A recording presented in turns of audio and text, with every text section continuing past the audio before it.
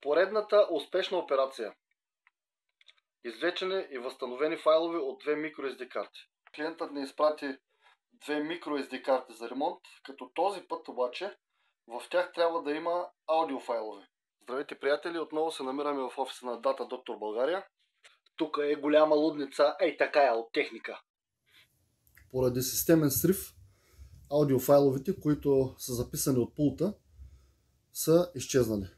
Папката я няма. Показва, че има, но файловете ги няма. Трябва да се възстановят от нас, Data Doctor България.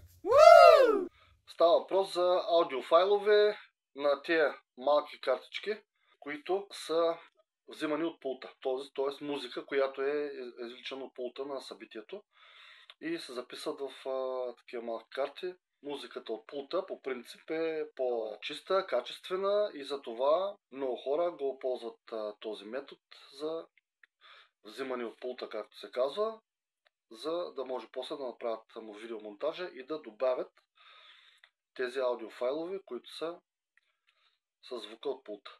Това е малката microSD карта, като показва, че има съдържание вътре, обаче всъщност файловете ги няма.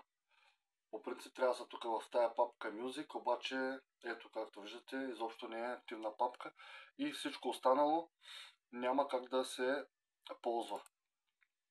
Ето, тук са съвсем други неща и оригиналните MP3 файлове всъщност, които трябва да са тук, те ги няма.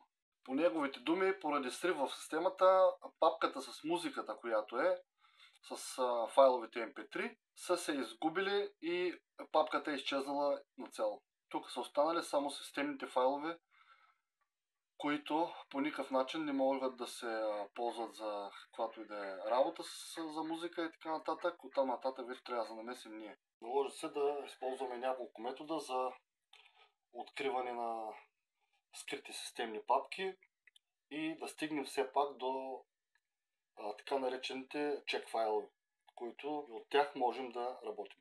Чек файловете са фрагменти от повредени или изгубени данни. Тези файлове се създават, когато са открити грешки във файловата система и не може да се поставят данните обратно в първоначалното им местоположение. Така че се съхраняват в скрита системна папка за потенциално възстановяване. И това е крайният резултат. Всички готови файлове ги имаме. Всички елементи са възстановени успешно. Работата е свършена. Ето, чудесно. Възстановени файлове, чиста кристална музика. Това са файловете от пулта. Близко се 100 лева. Ето. Катар Рашко ста 100 лева, Катар Лиско, Да. Катар Мемето ста 100 лева. Да, това е даряване, циганска сватба и така нататък.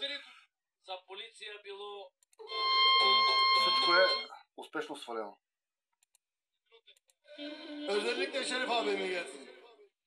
Това е поредната успешна операция и спокойно можем да кажем, че сме свършили на 100% работа. Yes!